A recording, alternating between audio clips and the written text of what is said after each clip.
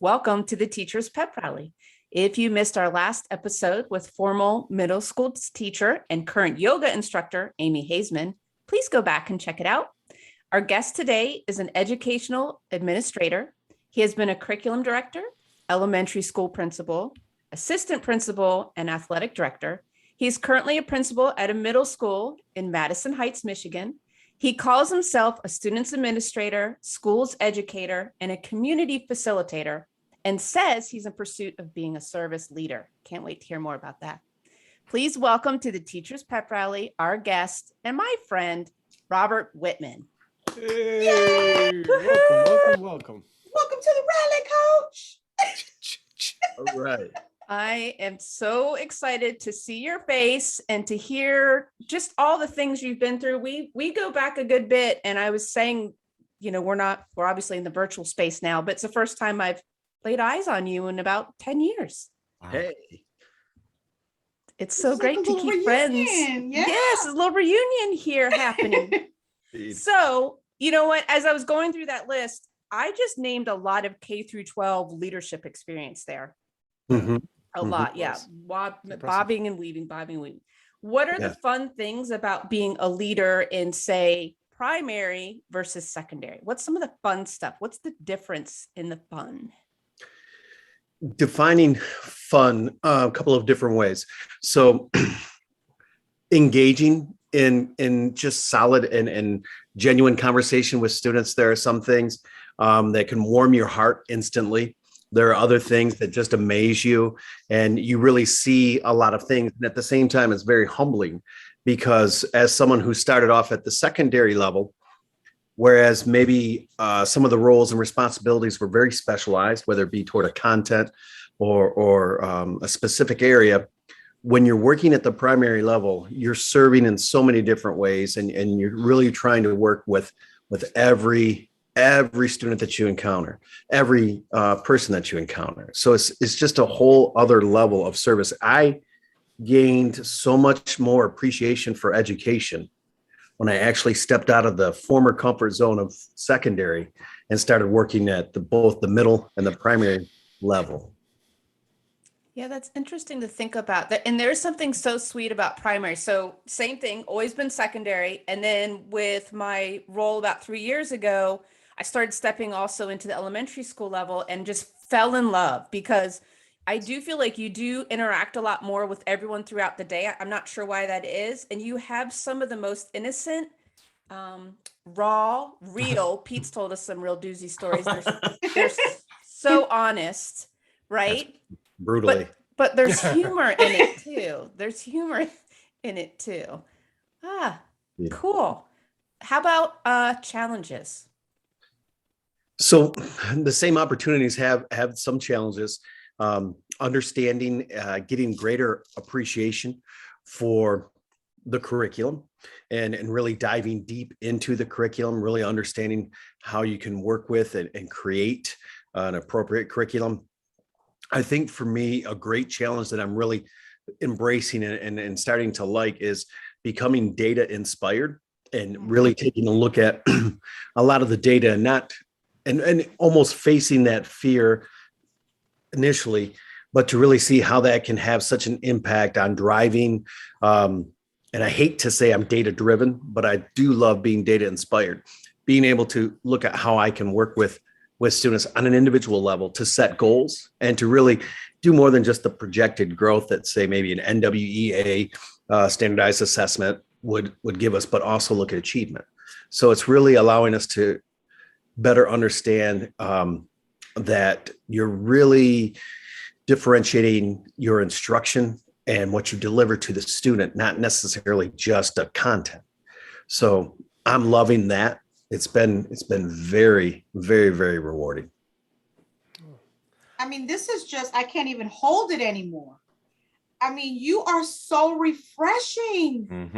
Mm-hmm. You are so refreshing. I mean, I just love your language. Students administrator. Been in education over 20 years, have never heard anyone say Never heard that term. Data inspired versus data driven, right? I immediately thought data driven. being in those data talks, it's like you're driving like a bulldozer and taking everything with you, right? That's the drive.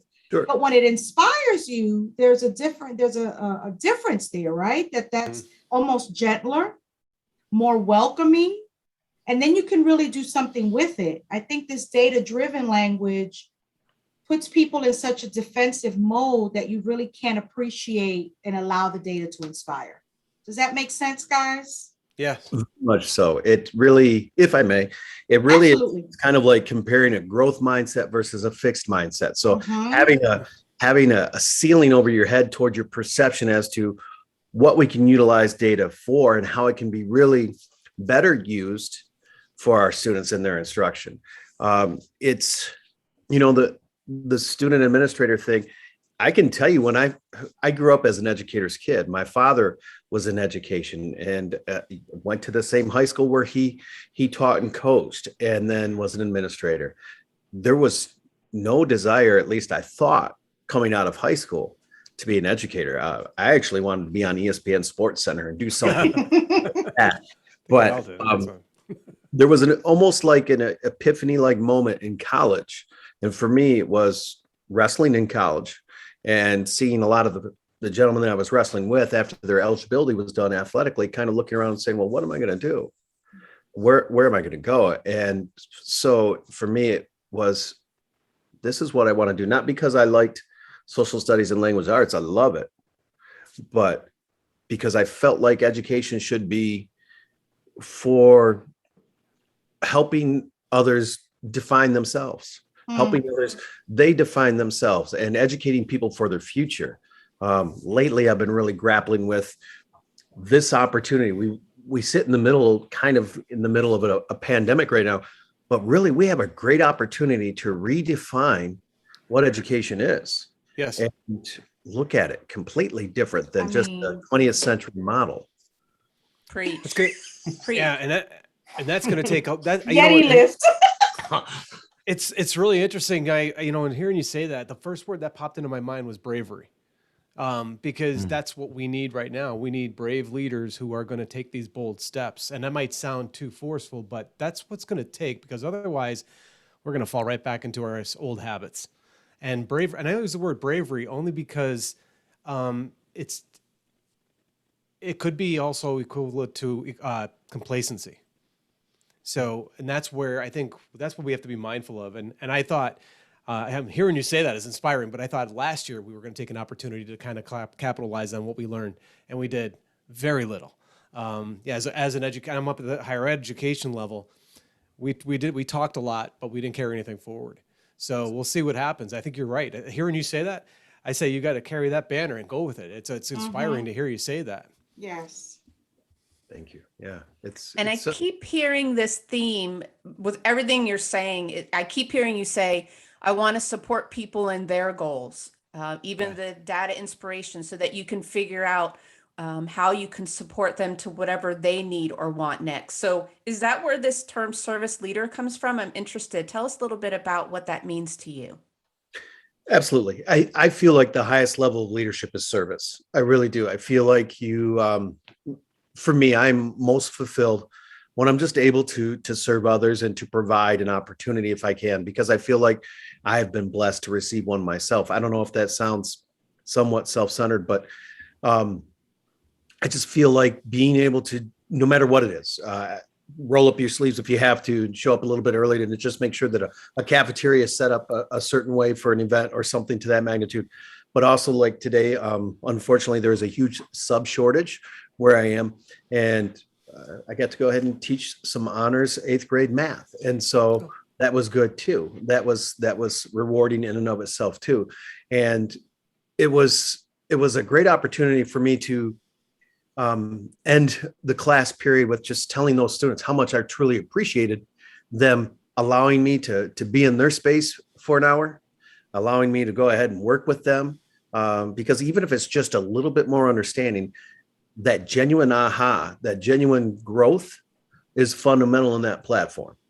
So service leadership for me is just being able to feel some sort of reward for just simply doing whatever you can for someone else. I think you described like service though. I mean, anytime that I've volunteered or had an opportunity just to serve, to be of service to anyone, someone, to something, you think you're getting up early, Habitat for Humanity, whatever it is, feeding the homeless that you're giving to someone else. But actually, at the end of the day, I always feel so fulfilled and like I was given a gift, that I was able to spend that time with whomever I spent my day with. So I think it is a little bit self-serving, but in a way that's fruitful. Fruitful, and you feel genuine growth from it. You feel genuine growth with others from it, like a collective sense of growth. And I think that's what education has to become. You know, it was for so long almost like an artificial construct, and it really was an artificial construct to kind of support a middle class. And that's changed, and we need to catch up with that. And we need to go ahead and begin catering toward each student's needs so they can go ahead and just define themselves and build their own future, whatever it may be. So we're, in a sense, we're talking about service leadership, but that you embody now. Are you also talking about service leadership that we want to impart upon our students? That's what you're meaning. You're meaning by that, right? Absolutely. So then, how do you feel then about schools that take on a role where they require students to do service leadership, almost force it upon them, and then they fight it back? So in other words, we want to instill their understanding and desire to perform service, but we turn it into this rote exercise where, oh, I got to punch my ticket because I did my service out at the soup kitchen, or I did my thing there. Oh, I'm done, and then they move on. Do you have a preference on how we approach that and try to instill service? Absolutely. And I think that there are some structures that you can put in place that will allow students to really start to, even when it seems kind of challenging at an adult age, find their passion and thus find a purpose.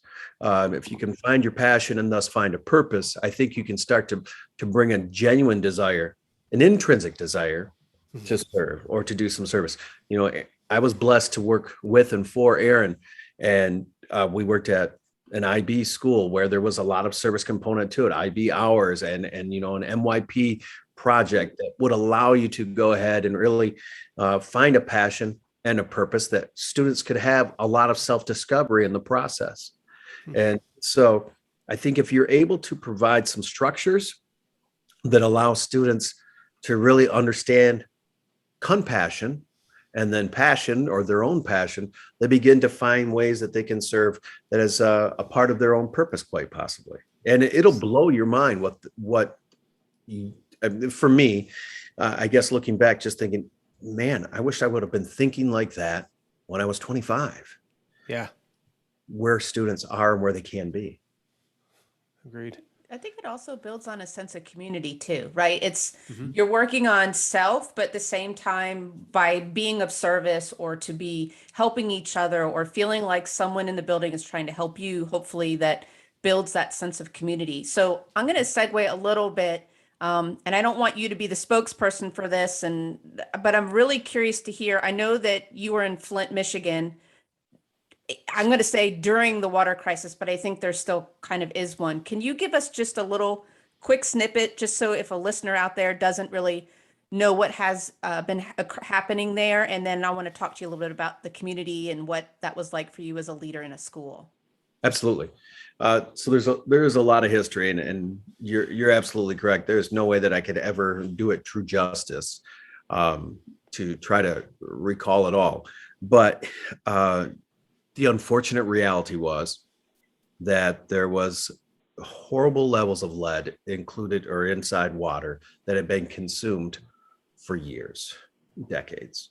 And as a result, we started to see it have a huge impact on students, and to the point where ginormous numbers of students were being classified as special ed due to some of the effects that the lead had on them. It was just startling. So for us in school, it was a huge challenge to really look at this conflict, this almost inherent conflict that we had between blooming in taxonomy, yet trying to simply develop, because there was a lot of need to help students develop some very basic executive function and self-regulation. So on a social and societal level, if you look at the history of Flint, about 1982, GMC decided to start diversifying. And that meant they started going to other places in the world where they could have a larger profit margin. But before that, everybody, was graduating high school and going right into one of the factories. And that's what school was built around. And that's what this whole city was built around. So when GMC started to move, Flint was kind of left for itself. And that made it quite challenging. So in education, whereas you're wanting to really increase student achievement, it was extremely challenging because you had to first serve that community to provide them with some sort of stability, some sort of trust when there was high levels of distrust, and rightly so. So every day it was more working on executive function, emotional development, trying to capture kids' hearts and trying to just let them feel safe, trying to provide some of the most basic essential needs. Yeah, that's when I read about it, it's just so gut wrenching, and I know that that's unfortunately not the only area, just in the United States, where we have things like this happening. So I'm curious for you, as someone who lived in the community, but more importantly, as someone who served in that community and was part of the education, what did you take from that experience that had to be so so unusual, for a lot of us? What did you take with it that you still kind of carry with you that you think is either something that now helps you or is just something that maybe is a little bit of a scar that you carry? So I think it's a little bit of both. I think that I would be lying to you if I were to say that in some ways or another, I have some secondary, or I don't have secondary trauma as a result of my experience. But what a valuable experience. What an amazing experience to have, to go through and be in that struggle with students, with community. But what it did is it completely changed how I look at education. And it actually helped me when working through that struggle, actually helped me better define how I wanted to, I guess, take an integrated approach towards student achievement and really look at ways that I could do that in working with the school. As you know, before Flint and Abu Dhabi, it was Atlanta, and at one of the best high schools for APS, and just a phenomenal place. That was humbling to go from Buckhead, and then really enjoy being in a whole other struggle, to just feel it was almost palpable to feel the anxiety people would bring into a building every day because they didn't know where else to go. They didn't know where else to turn. And to just be able to provide them with just some sort of peace changed my whole perspective. And it really helped me take a whole new look at the whole child, whole community philosophy. And I don't even come close to what other people do every day and have done. We hear about great stories like, I think it's, I want to say it's either West Side or something high school in Philadelphia, where a principal there made a conscious choice to keep the lights on. And if the lights are going to stay on at the schools, why not bring the community into the schools, and made it a real community event. I don't know if you guys heard about that at all. But what an amazing thing to do for your community, because it starts to establish some trust again and some sense of safety and belief in something, belief in a system. And it's sometimes hard to find belief when you're really struggling to meet some basic needs, really struggling to have some basic needs provided that should be. And I think, that this kind of brings us really back to Fred's question a little bit ago, right? How do you shift the thinking from checking off service, right? Because I'm either trying to get into a college or complete some or fulfill some need for a personal gain.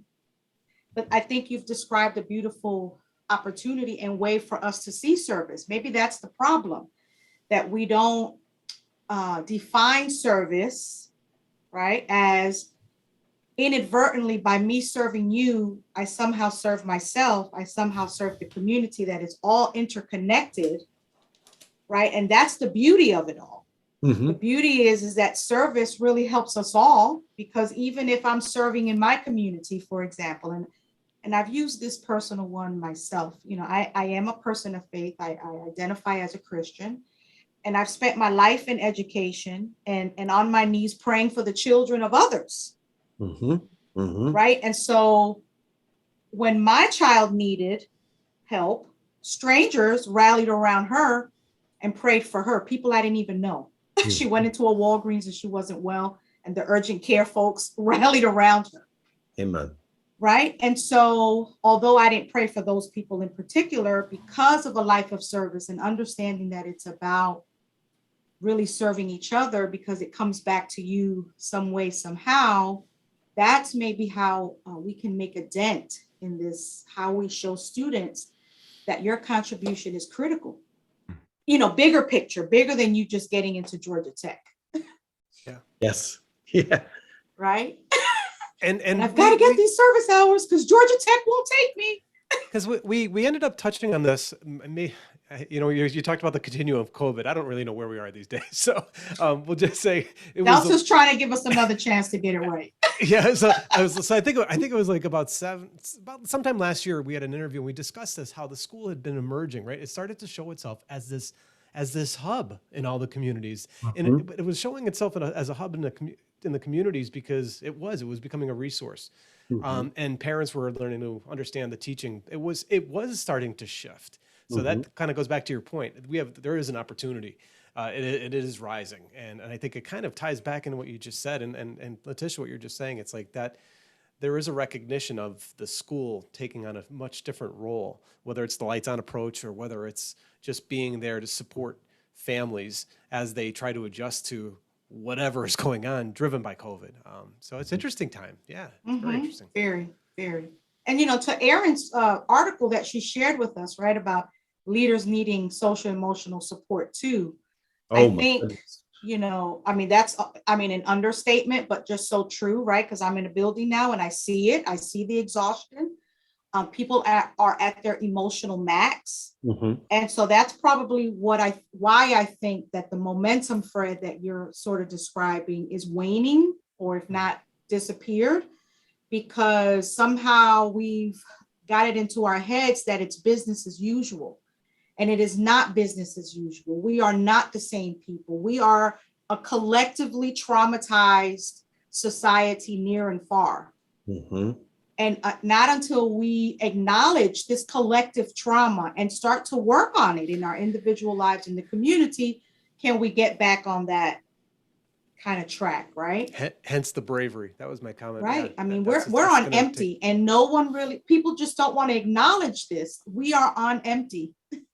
So how can we then have, and we probably have read this or seen this book or understand this concept, have an intentional interruption to truly then think about, now more than ever, a culture of care is crucial to the well-being of everybody. And Absolutely. We've been working with PBIS systems for some time now, and we're slowly but surely starting to implement some restorative practices and mindfulness with our student community. But hey, let's add a layer to that, and let's create systems for our faculty, our staff, and our community. If we are going to embrace the whole child and the whole community, let's think about creating some systems also, because we're all traumatized. Absolutely. One way or another. And I think one of the things that a huge paradigm shift that sometimes is quite challenging is to shift some of that energy that you may be putting, or that you could put into the trauma, into gratitude, and just pausing for a second, and just waking up and saying, I get to go to work today. I get to do something for someone today. And so being able to, I got to go ahead and hang out with those 8th graders in that math class today. Right. Right. And I think, as a therapist, I'm so excited that the data is actually showing that gratitude actually changes your brain. That practice alone changes the chemistry going on in there, right? That it's not this fluffy, touchy-feely therapy thing, that it actually has data, right? That actually practicing gratitude and journaling, even a few things or one thing, releases the feel goods, right? And so I think you're right. I think it was Lou many seasons ago that said he sees the gratitude in everything, even if the dinner was horrible, if the movie was terrible, he will find one scene, one word, in the entire movie that was inspiring or made him laugh, whatever. Just finding the good in everything. I think that's actually what he calls it. Choose the good. Right. Yeah. And I think that's what we're saying. We have to choose the good. That's good stuff. Fred, your wheels are spinning. I was going to say something, but do you have something you? Yeah. The question that kept on rattling around my head was, who motivates the motivator? Because that's you. You're the motivator, right? And how do you stay motivated? How do you find that inspiration? How do you keep on going forward? Because if you're not getting the support and you're leading the pack, it's tiring job. So I was as an officer in the Marine Corps, and it was always hard because you felt like, it's assumed you know how to motivate yourself. You got to go out and do it. The reality is you're just like everybody else. You got to have that support and you got to find those pieces. So how do you stay motivated? What inspires you? So, I'm left-handed in every sense of that kind of idea, right? I kind of see the world a little bit differently and stuff like that. But there's a certain structure I think that you have to embrace with yourself, and you have to figure out how you operate. And there's science behind this. If any of you've looked at what Stephen Kotler talks about and flow research, and he's got one of his latest books, a phenomenal book, and it's all empirically based, called The Art of the Impossible, where he literally breaks down everything in a very scientific way of finding your system and finding how that can work, so you can then implement ways to keep yourself balanced, ways to push yourself to get into flow, to find your flow. And it's very much about you're finding your passion, you're finding your purpose. How can you create short-term goals, intermediate goals to long-term purpose, and how can you achieve that? And what that does is that helps push you in those moments. I like to get up around 4:45, 5 o'clock, and I'll read, and I'll meditate, and I'll get myself prepared before I go and engage. And I think that's very important. But then you find some systems, because you'll understand this, and everybody else will too. We talk about embracing the grind, and we talk about getting after it every morning. Monday I rise, Tuesday I rise, Wednesday I rise. Eric Thomas, if you guys haven't ever paid attention to him, out of Detroit, he's right now considered to be the highest paid motivational speaker in the world. He talks about embracing the grind, but he also understands you got to know yourself. And you've got to understand your own system. And so some people are early morning risers, some people are night owls. And you've got to find those systems, but you've also got to have some functional flexibility. To say, okay, I've been working on this. I've been working on this for 14 hours. I need to rejuvenate. I need to recharge. But when you're able to understand your passion and your purpose, to understand that kind of service, I feel that you can find the resources to serve and to get up and keep going every day. I do believe that you have to put some structures in place. I do believe that you have to have some things that support that. And you also have to have some boundaries, where you have to say, okay, you know what, this is, but you also have to be your own accountability partner. Right. If you're going to have your boundaries, you got to make sure that you check yourself. And so, okay, I can't do that during the week. I would love to, But no, I can't stay up until 11 o'clock at night. Now, the reality is sometimes it does happen. Sometimes it does happen. But you've just got to keep plugging every day. Just try to be better than yesterday. Well said. Well said. I love it. And as much as I want to keep diving into this, there's a couple things before you go, Rob, that we've never done this before, but I feel like I need to do like a quick round robin of a couple things before we have to let you go. So here's some random stuff. First of all, you taught in Abu Dhabi. Mm-hmm. Tell us about that experience. I've got some other friends, educators that have done that as well. So anyone out there who's listening, maybe there's a couple things you could tell them about it to kind of help them if that's something that could be right for them. What an experience. What an experience. Totally, a whole new world, totally different experience and a great challenge.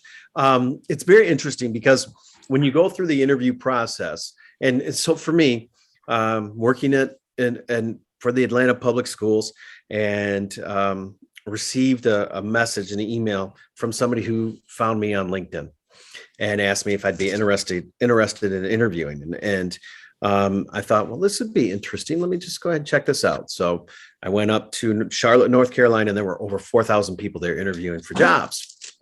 And so I did, and I was one of the last to go. So I spent the day there, and the next day I got a call. And they're saying, well, we would like to offer you this job and to be an academic vice principal.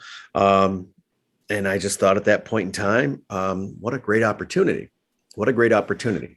I was a little older. I was already working through the career for at least 17, 18 years. So for me, I would think that it would be better for someone that maybe is under 40, that maybe still wants to adventure and travel and do all kinds of things. It was a great hub for me to travel. I was very blessed to see other parts of the world, meet new people. Some of my greatest friends are from Ireland now, and we had an opportunity to work together. And we talk about how hopefully things will turn another corner here by next spring with the pandemic, and we'll all meet up in Dublin. Cool. It will be, everything goes that way. Totally different culture, totally different expectation. And, in the United Arab Emirates, less than 35% are native born citizens. So 65% roughly are expats, or people that come from other parts of the world and really work in their whole economy.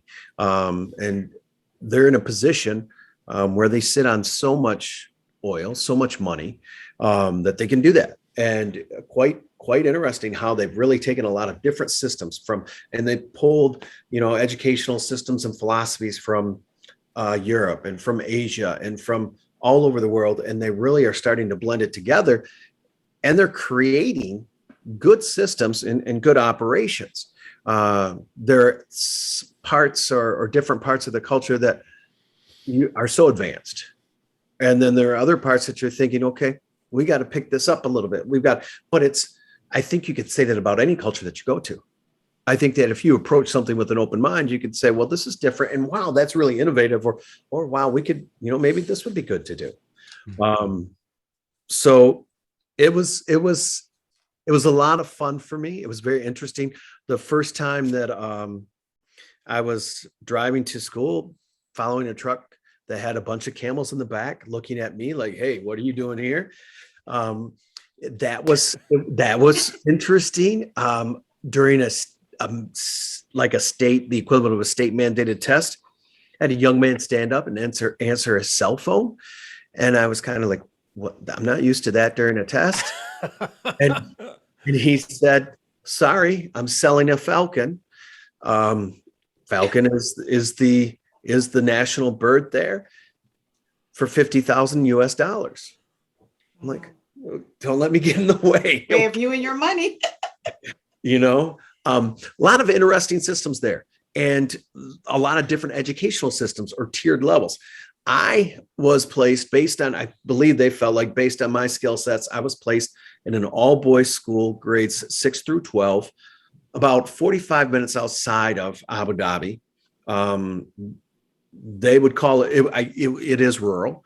It was in the desert, in a community there, but that local community ran the show.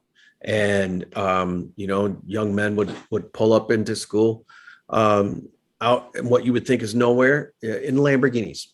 And I used to have to work with a young man who was on a national sailing team, and he would be traveling all over the world on the weekends to compete in sailing contests. So I would have to work with him to get his work taken care of, and completed. I met so many great educators. I met so many great educators from all over the world.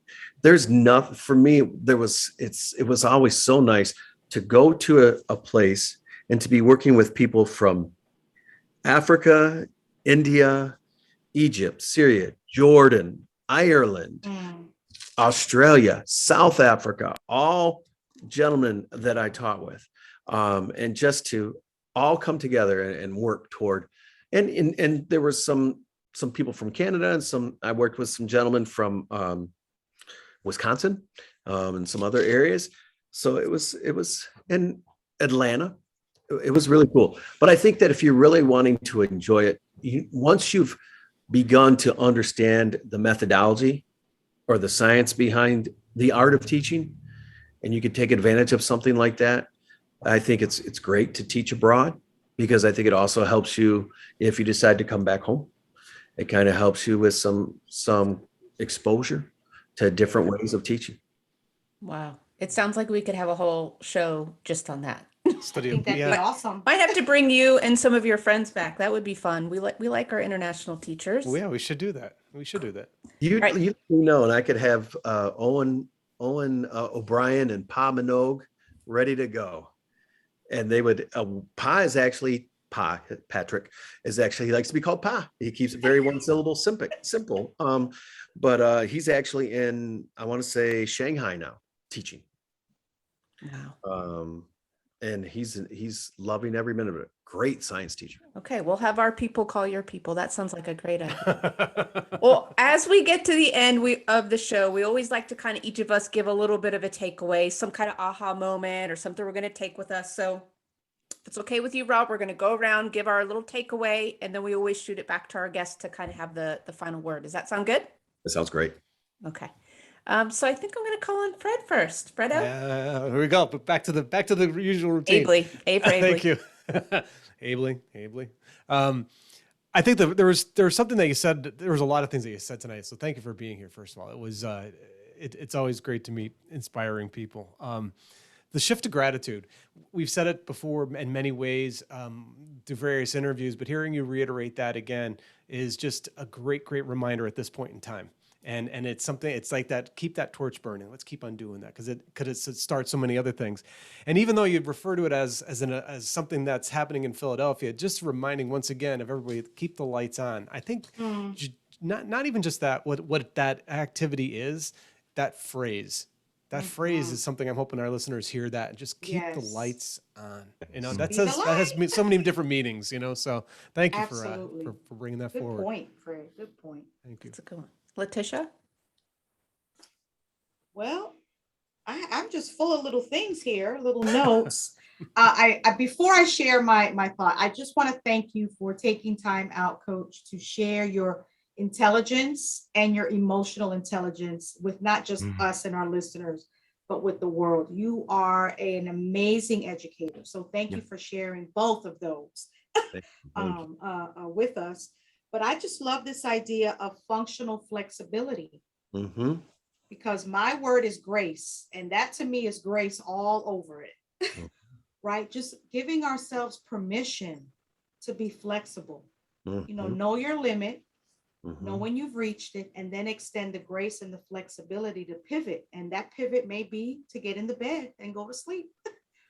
Or meditate, or do something kind for yourself, or practice gratitude. But I love this idea of functional flexibility. Great. So that leaves you, Pete. Yeah, so I believe that a person's integrity and true character uh, is shown best during times of crisis. And for you to be in the driver's seat in a leader position during the water situation and COVID, just a little time we spent together tonight, you are a remarkable person. Thank you. Remarkable educator, leader, and person, and so inspiring. So I think a school, you could set foot in the school. It feels different when the students, the family, the community, and the staff respect and trust a principal. Mhm. The school is different. And I think it goes to one of the first things you said at the beginning, the importance of consistently and engaging in solid and genuine conversation with the students. I know a number of administrators that can't seem to crack that. And the kids see right through it. Mhm. And I just want to thank you for everything you're doing. What a treat speaking with you tonight. So thank you. Yes. And those kids and that staff, so lucky. So thank you, sir. Thank you. Thank you. All right. So I guess before Rob, it's your turn. I'll do mine. I wrote down a couple things. So you mentioned I always got to be full of jokes, Letitia. He talked about the big motivator who says embrace the grind, and my motto for the longest has been embrace the crazy. So Right. which one do you want to pick? I want to do the crazy. Yeah, join the crazy train with me. I wrote down the thing that I wanted to say that was my aha. I've been thinking a lot and been asked a lot to think about what kind of leader moving forward I want to be. And I now know one thing for sure, and it's when you said the highest level of leadership is service. Mm. Mhm. I want to be of service. So thank you for that inspiration. You have no idea how much that has helped me moving forward with what I want to do in education. And then lastly, it's just, we always talk about the importance of having a tribe and building your network and having colleagues that you can connect with. And so to see you, my heart is just full of joy because it's been a long time, but to just jump right back in and hear how sweet it is that you are once again leading a school is very special to me. So with that being said, you get the kind of the last aha moment or word, Rob. So, first of all, for everybody to know, I feel kind of blessed yet cheated at the same time to be able to have worked with Aaron, because I could tell from the beginning, from day one, just engaging, that I was going to glean more, that I was going to get more from Aaron than I think that I could ever give in return. So there were many times where I just would just try to absorb like a sponge, and it was everything from just reflections on things social to methodology and to just best practice teaching. So for me to even be here with you tonight, it's a blessing. It truly is. And so I'm so grateful. What we have to do is trust the outcome. And I think that by doing that, and it speaks to everything that everybody said, it speaks to grace, it speaks to embracing and realizing that the reward is actually in the struggle. By trusting the outcome, it gives us a sense of, hey, we can do this. We can do this. And so what are some systemic approaches we can put together in a building to really provide that for people, to provide that for community?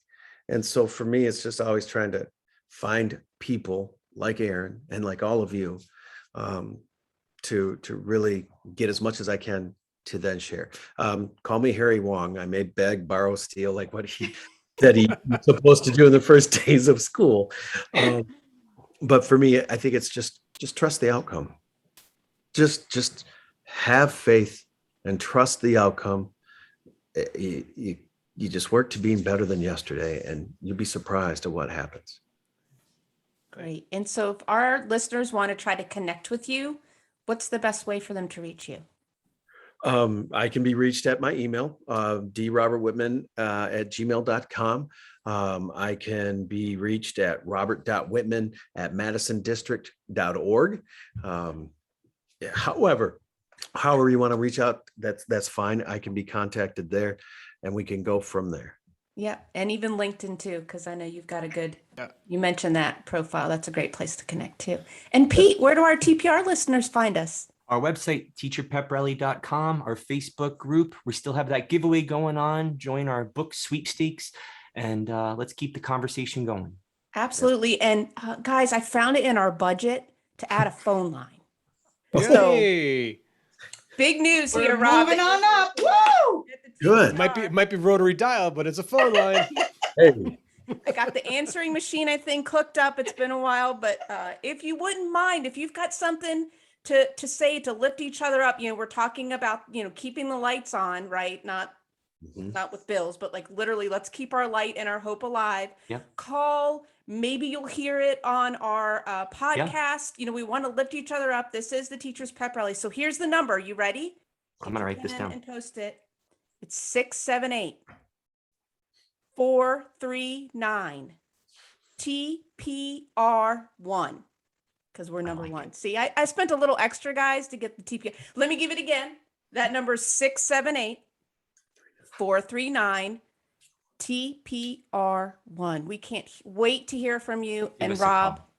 yeah, give us a call. Rob, thank you again. We Thank want to you. have you back. what an honor. Yes, please. Let us know. Thanks for Be being good here. to yourself.